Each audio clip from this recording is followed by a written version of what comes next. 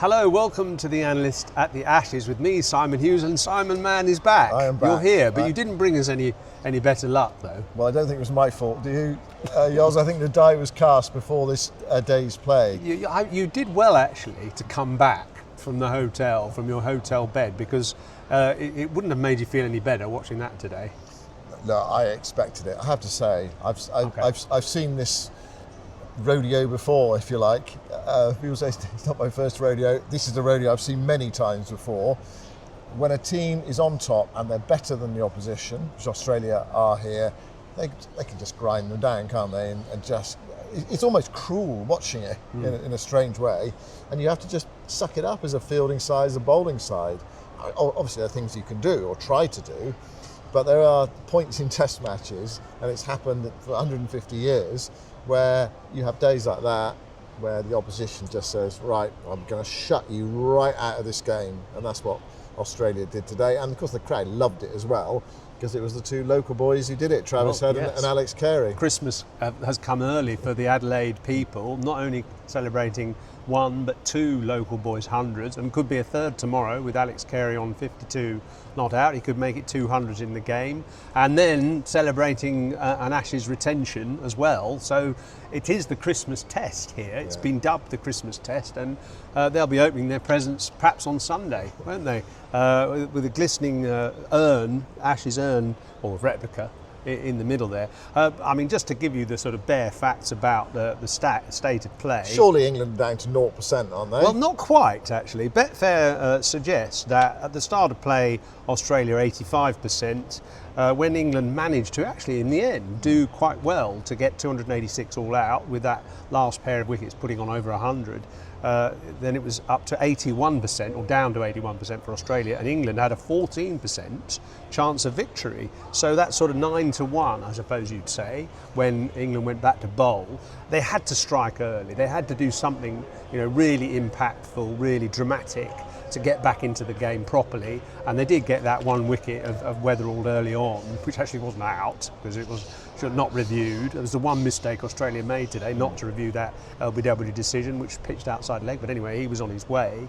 One local boy, but the other one, Travis Head, dominated the rest of the day. And by the end, England still have a 5% chance of victory. Australia 88. 356 lead. It's going to go beyond 400. Yeah, it's a faint hope. It's going to go beyond 500 as well. It might go beyond 500. Might even go beyond 600.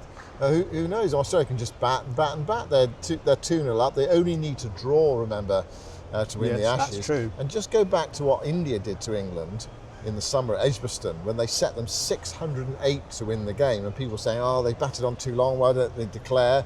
Well, they declared, or they pulled out after tea on the fourth day.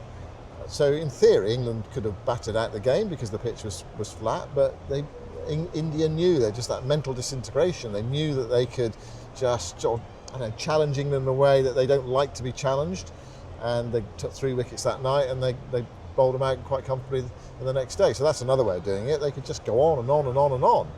And then what do England do there? Would they just have to play for a draw, or would they? Well, there's no point in a draw, is there? Because the Ashes are gone if they draw. I suppose it kind of saves face slightly. Actually, that's an interesting point, is it? I mean, obviously, with a draw, the Ashes will have gone. But surely a draw is better than losing. Conceding victory in the series. Sort of thing. Yeah. I mean, okay, you're going to lose, but don't actually give them the Test match. So actually battle tooth and nail to try and draw the game. If you are looking at, if by some miracle England were to come out tomorrow and take 6 wickets for 100, so they would set 450, then I think they would be duty bound to try in some way to chase that because of the state of the series. But if they were set 600, 580, surely you just try to play for a draw, don't you? Have to, because you don't want, you can't just keep coming here and losing. Anyway, that's in the future, and we'll get to that. We'll cross that bridge when we get to it, about what the task is going to be. So what could England have done today better? Well, what could they have done in the match better? Certainly, I'd say they were 150 runs short with their first innings. I mean, in the end, they did get to 286. Obviously, Stokes was the linchpin for that rearguard action. 83 he made in 312 minutes, so he batted for 5 hours, more than 5 hours in that mostly in that heat yesterday. So it was a commendable effort, and he started to play a slightly more fluent game towards the end of his innings. I thought Jofra Archer played really well, and funnily enough, yesterday's podcast, which you know I just did on my own, but luckily had a bit of Justin Langer talking about the technique that England lacked. And one of the things he said, and you look back at yesterday's podcast, you'll hear him say it, was that England don't play forward and back properly, most of the batters. I noticed Jofra Archer properly did. He actually got forward. I mean, except Mitchell Starc, who's obviously pretty rapid, he was playing proper forward defensive strokes and a bit back as well. Stokes was showing excellent technique. It's what you need against that sort of relentless attack, and England just didn't come up with that enough to make the runs sufficient to get in control of the game. So 286 all out. Stokes, I thought when he got out, he did these sort of convulsions. I don't think I've ever seen a batter do that after they've been dismissed before. No. I mean, you'd have watched it on TNT, but it was an extraordinary reaction, wasn't it? It was one of utter frustration, sort of leaping up and down in the air, almost like a child that's been told off or something like that. In frustration. It was such a strange reaction, but it just summed up his utter frustration at batting for so long in such a determined fashion, and then being dismissed. And he's got out like that before, hasn't he? Yes. Big drive. First test. Yeah.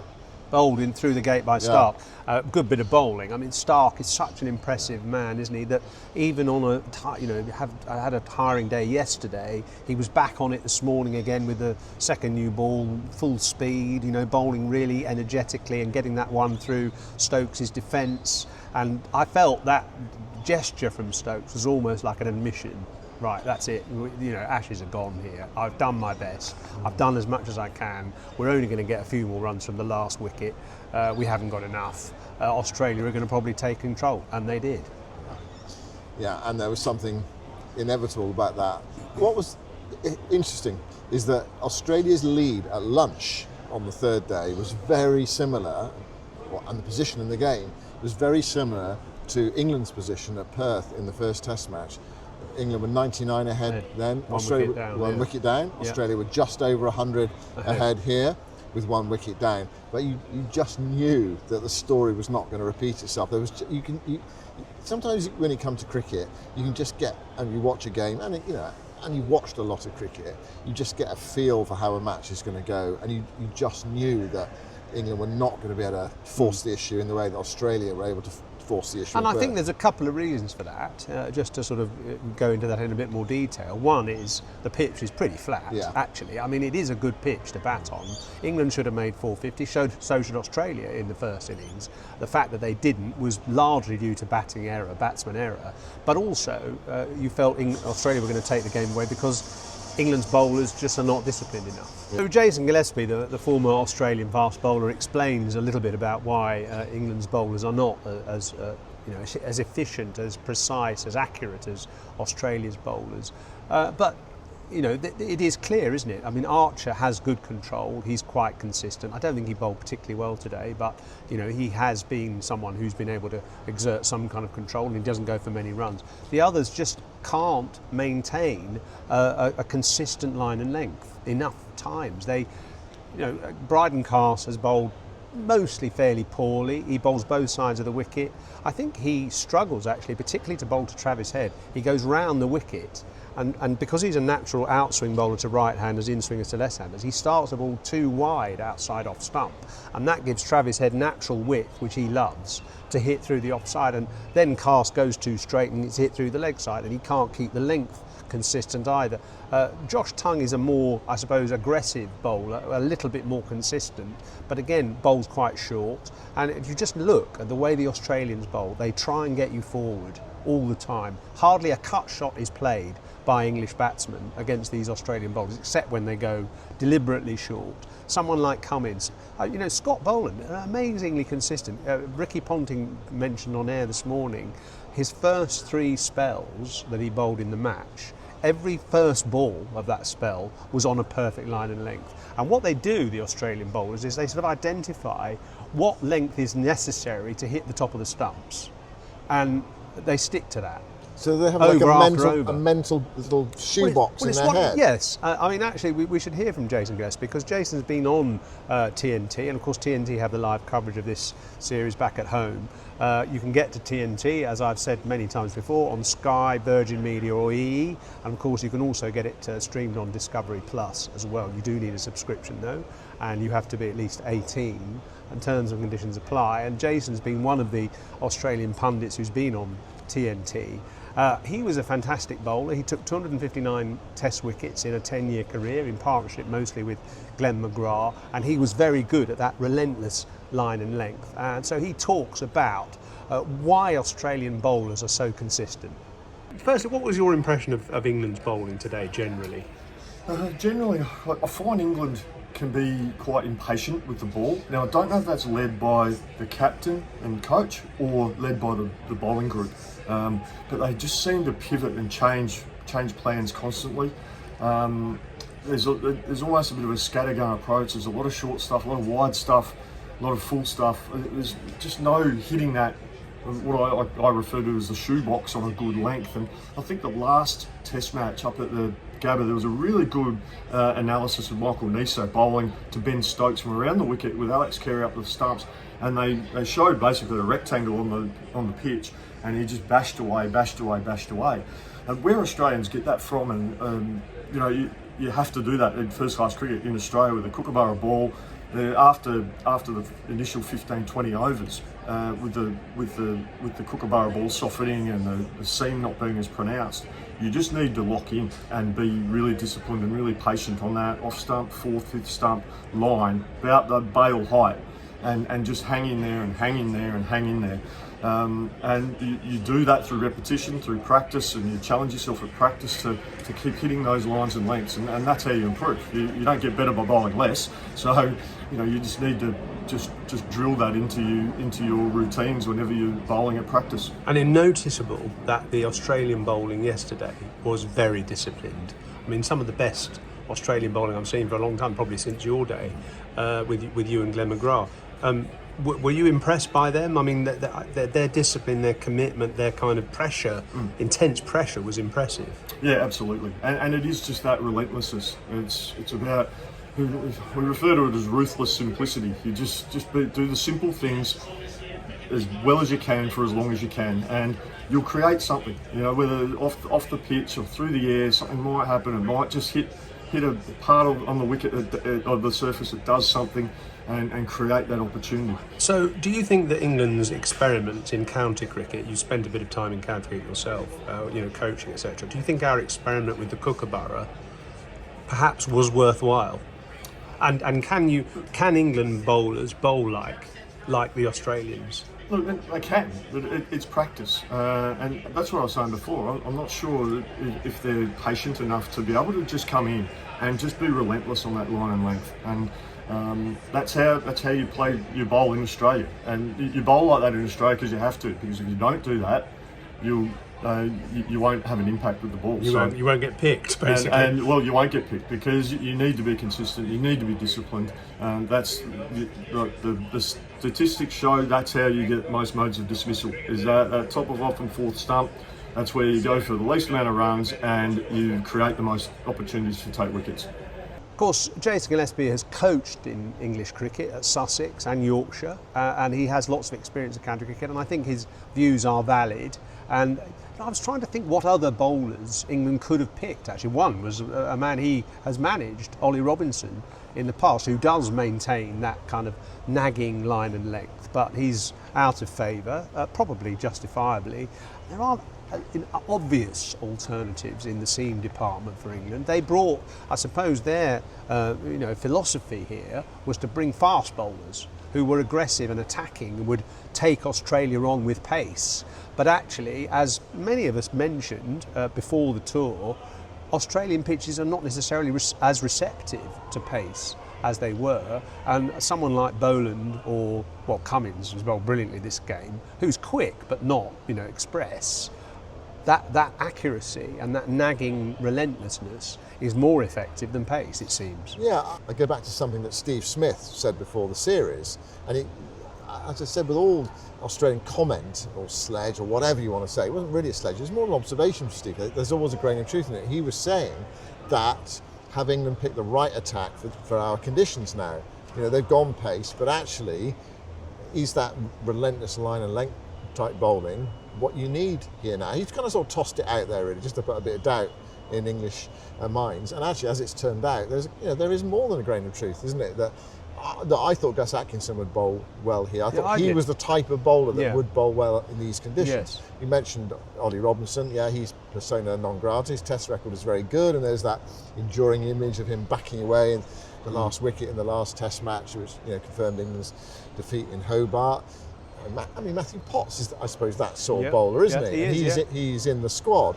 But what they've gone for here, they've got Carson, they've got Tongue, who are kind of more hit the pitch type bowlers. Well, I would describe them, as what I call attacking bowlers, which is they try, to bowl full and short and try to hit the batsman with pace. They're not necessarily people who keep on nagging away on a handkerchief or a shoebox or whatever. They like to try and get the batsman out of position by perhaps dragging him back with a few short balls, pushing him back, and then pitching one up and getting them caught in the slips. And in fact, Cameron Green was out like that to Josh Tongue, but by then it was irrelevant. The game had got away from England. Yeah, look, the main problem in this game, I think, is that England just did not score enough runs, and one of the reasons for that is because Australia actually bowled really well. So, there are times when the opposition are too good for you, outplay you, and I think that's what's happened in this Test match. Well, you could say that's happened in the first two Test matches in various ways. But here, it felt like England had an opportunity, like they had in their second innings at Perth. They had an opportunity to make the most of it, and they haven't been able to do it. I didn't think there were lots of really poor shots yesterday when England batted. Not lots, but Australia bowled well. There were some good balls that got wickets. Good challenging deliveries. But Australia, as you say, they didn't give England very much. They come back to that comment I made before. They don't give you the dandruff off their hair, do they? The Australians, they don't, and that's what England have found difficult to live with. I think in this series, England do give a lot. They do attack. They do give a lot. Australia, they don't give a lot. They don't. I don't know whether it's to do with the whole cricket culture, but the story is no different, is it? Here, it's been the same series after series. England have tried something here. They've come here, and they've been hammered. So another flaw in England's planning, and this is our Betfair exchange today, is not having a frontline top-class spinner in their attack. Justin Lang was one of the people who mentioned that actually you can't win the Ashes in Australia without a top-class spinner.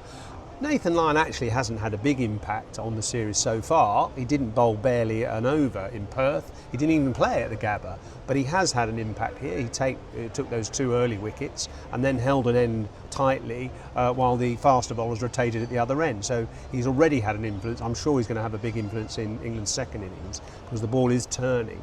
Will Jacks, for all his commendable efforts, is not a top-class spinner. He's only played 50-odd first-class games, and actually he's bowled less overs in red ball cricket than Joe Root has in Test cricket.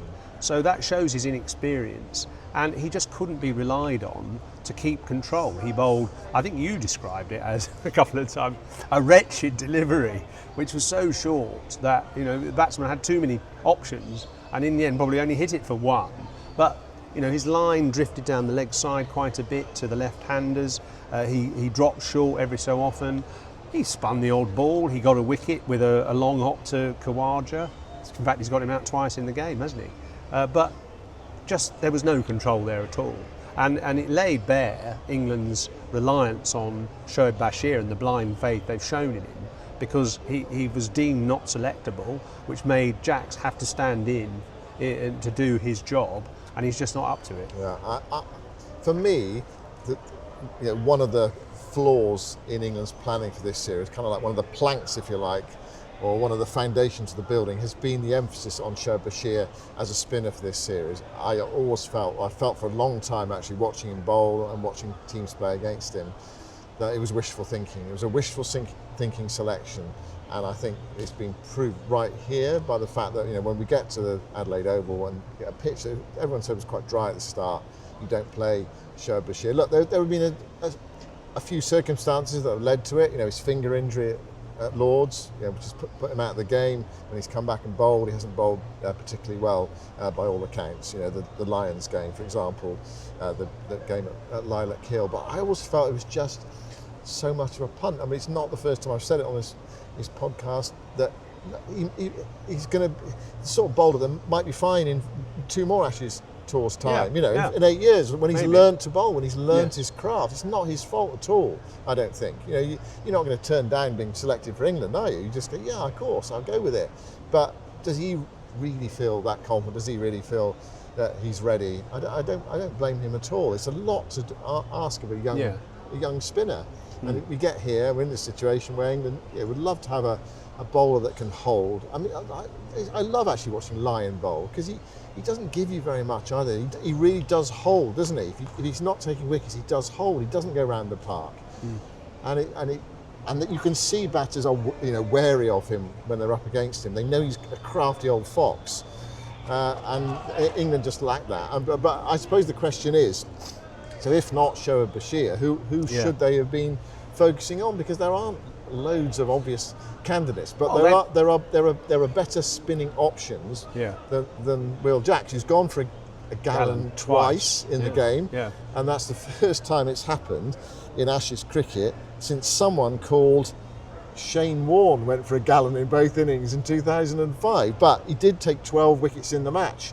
Ian Botham went for a gallon at the Oval in 1981, double gallon at the Oval in 1981, but he took, I think, 10 wickets in the match. And Jacks has taken 3 for 200. I mean, the reason you go for a gallon is because you're bowling quite a lot normally, isn't it? We said go for a gallon, 100 runs.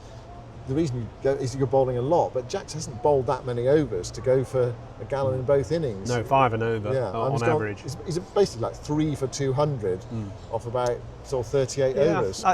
Just to put this in perspective, by the way, I mean, the last 2 times England have won the Ashes in Australia, so 1986-7, England's attack was seam orientated, but they also had both Phil Edmonds and John Embry as a twin spin attack, and I played with both of them for Middlesex, and they were high class. They're good bowlers. They were high class, experienced. They'd taken, Embry had taken 100 wickets in a season several times.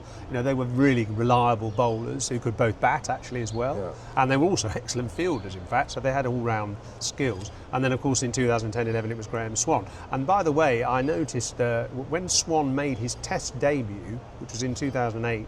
Against India, he had already played 160 first-class games and taken over 300 wickets, whereas Bashir has played 25 first-class games, and I think Jacks has played around 50, but he hasn't bowled in all that many of them.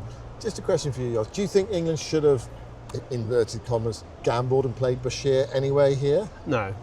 I don't, because I just don't think he's good enough. And I know from listening to, I haven't been at those earlier matches, I know you have, for the warm-up matches, but people just said he had no control at all, and he was milked or even, hit out of the attack.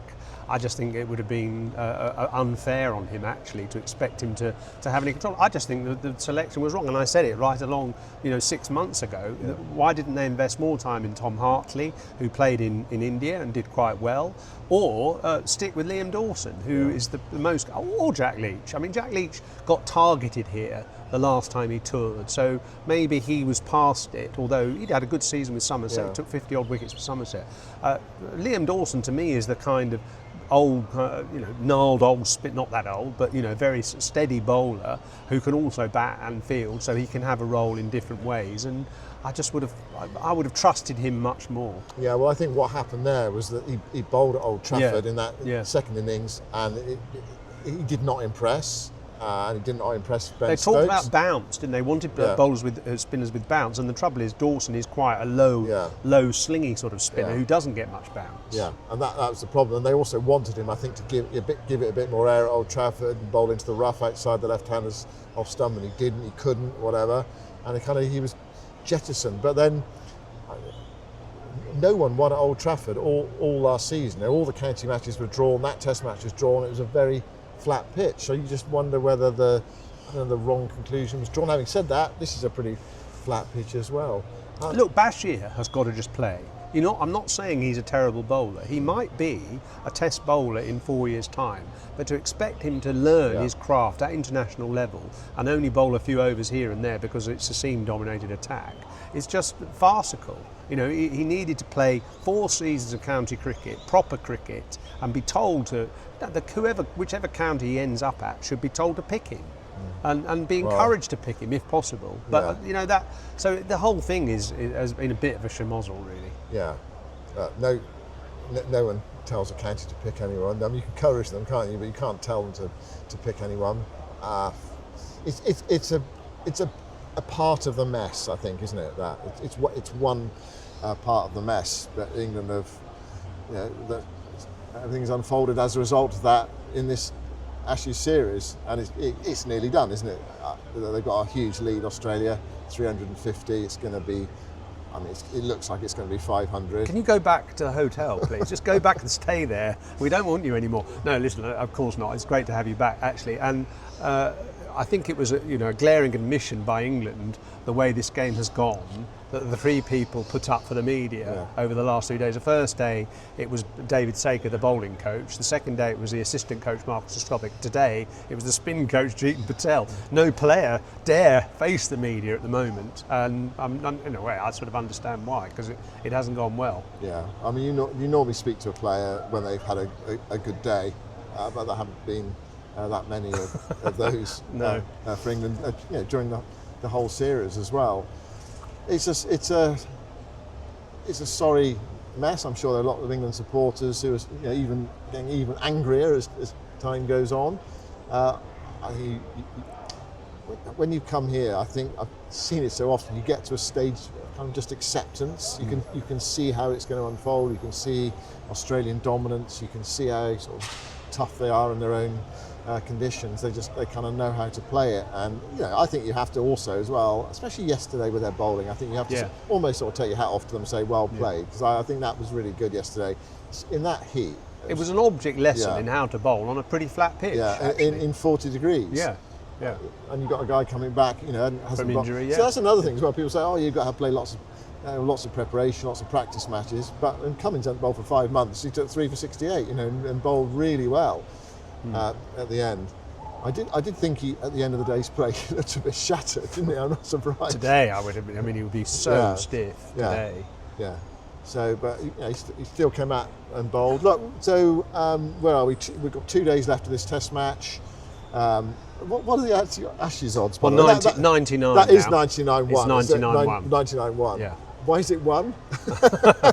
Well, just because. Just because. There's no such thing as certainty. 500 for 1 and all that, heading to 1981. Yeah.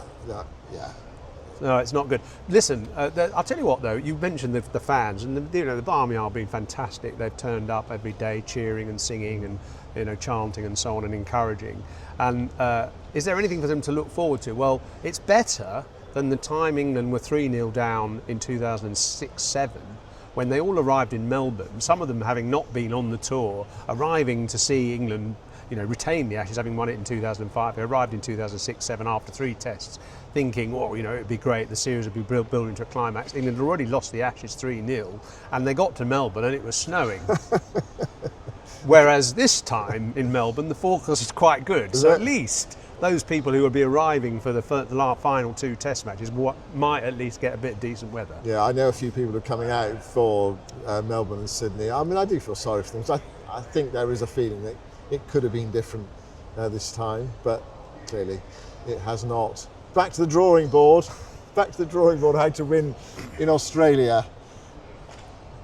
I don't know. Play 14 players, maybe. Of course, the first time England played out here, 1877, it was England, an England 11, against the best team from Victoria and New South Wales, because it was only those 2 states that supplied the so-called Australian team. We still lost. But it was ever thus. Let's just hope we can compete in the last 2 days of this game and take it to the 5th day, wear those bowlers down, make them really work for their wickets, and if Australia do win, maybe it'll just tire them out and give England hope for the final 2 Test matches. We're in a situation now of total damage limitations. It's about avoiding 5-0. Do you not feel that now? Yeah. It feels at this stage anything other than 5-0 will be a positive. We just have to wipe the smile off Glenn McGrath's face by making sure it's not 5-0. Well, he's lovely to work with, Glenn. Actually, he's a few chirps in the box every now and again on Test Match Special, but I think even he is kind of like frustrated with the way that England have played in this series and some of the mistakes that they've made. There can't be a review this time. We've had so many reviews. What are we going to review this time? I mean, well, yeah. I mean, I don't know. When I say reviews at the end. Yes, there's normally a big review at the end. But I don't know. Well, look, there's still a bit of cricket to go yet, so we need to sort of keep our powder dry for what might come further down the line. I mean, if they do absolutely shellacked in the last 2 Test matches, then you do wonder what they do coach-wise, captain-wise, director of cricket-wise. There are normally casualties. Ashes series produced casualties. It's funny, isn't it? Why, for some reason, people lose their jobs over Ashes series in Australia, and yet everyone says this is the hardest place to win. Most England teams, or a lot of England teams, come here and lose. So, kind of, I suppose the one question I'd people to leave you with and to think about is: do we overreact too much to the loss of the Ashes in Australia? Well, that is a great question to finish on. And those of you who are still watching the video or listening to the podcast, send us your response. Yeah. Tell us what you think. Should it be a complete overhaul of the... Just because you lose in Australia where most teams lose? Or is this a knee-jerk reaction? Yeah. Who's to say? But give us your view, and we'll try and read some of those comments out on the next couple of days' podcast. Go and have a lie down and take it easy. Go and have a drink, and we'll see you tomorrow. Thanks so much for listening and watching, everyone. Goodbye for now. And don't forget, of course, you can watch it on TNT starting at 11:30 p.m. tonight.